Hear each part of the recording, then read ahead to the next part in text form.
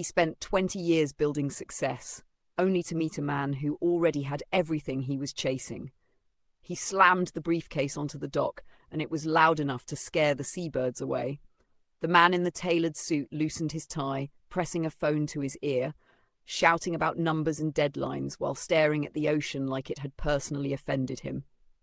This place was supposed to calm him down, a mandatory reset week, they'd called it, after his third stress-related incident this year. That's when a small fishing boat glided toward the dock, nearly silent, except for water lapping against its hull, carrying just enough fish to change everything he believed about success. The hands of the fisherman, steering it, was calloused, his face looked weathered, but his eyes are clear and obviously younger than the businessman assumed, maybe early 40s. The boat carries 4 massive tuna, and their scales continue to catch the late morning sun. The businessman ends his call, genuinely surprised. "Those are incredible! How long were you out there?" he asked. The fisherman secures his boat with practiced movements. 2 hours. "Maybe less," he replied. "That's it." The businessman steps closer. "You could triple that haul if you stayed out longer. The market price on yellowfin right now." "I have enough," the fisherman says simply, hefting one of the tuna onto the dock. The businessman watches him work, confused by the lack of ambition. "Enough for what?" "Enough for my family and the week." The fisherman shrugs. "It's more than we need, actually. I'll trade one to Elena at the restaurant and give one to my neighbour. His daughter just had a baby."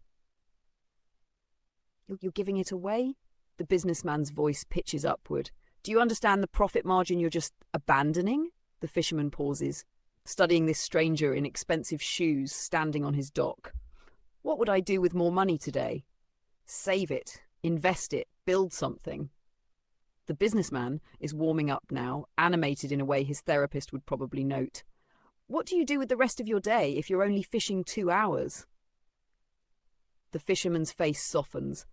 "My daughter has a school performance this afternoon. She's been practicing this poem for weeks. After that, my wife and I will probably rest for a bit. Then I walk to the square. My father-in-law plays dominoes there every evening. I'm terrible at it, but he likes the company." He smiles. "My life is very full." The businessman actually laughs, not cruelly, but in genuine disbelief. "Listen, I went to Wharton. I've built 3 successful portfolios from the ground up. I can see what you're missing here." The fisherman says nothing and just starts cleaning his catch. "You fish more hours, buy a second boat within a year.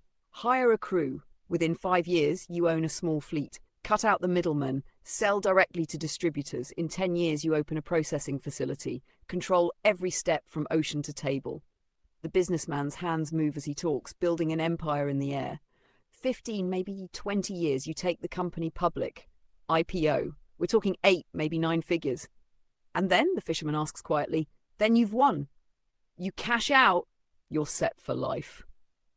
The businessman spreads his hands like he's revealed a magic trick. "What does that life look like?"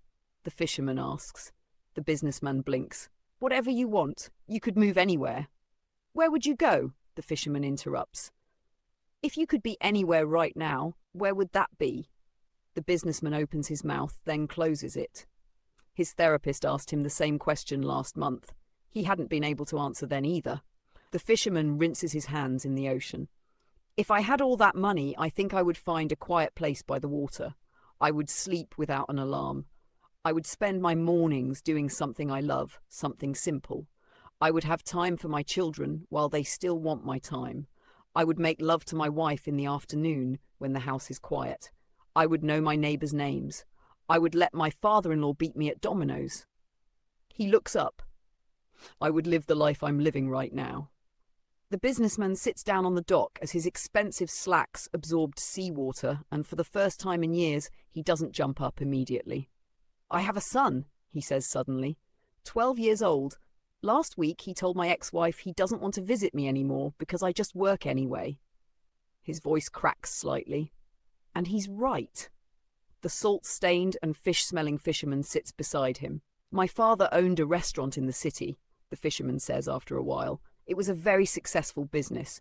He had a heart attack at his desk at 53 and, well, never met my daughters." He watches a seabird dive for bait. I was supposed to take over, but I didn't, and everyone said I was crazy to come here instead, that I was wasting my potential. Do you ever regret it? The businessman asks. The fisherman considers this honestly. There are harder days. Last year, my youngest needed surgery. The money was tight and I worried. He pauses. But she recovered at home with both her parents there every single day. My father's money bought him the best hospital room, but he died without his family because we were all too busy running his business. The businessman's phone buzzes. Then again, he silences it without looking. My daughter's performance starts at 2, the fisherman says, standing. You could come if you want. They always make too much food afterward. The businessman looks at his phone, then at the ocean, then at this man who somehow figured out what he spent 20 years missing. I don't even know your name, he says. You don't need to. The fisherman smiles. You just need to decide if you're building a life or just building. The businessman watches the small boat rock gently against the dock, holding everything its owner needs and nothing he doesn't.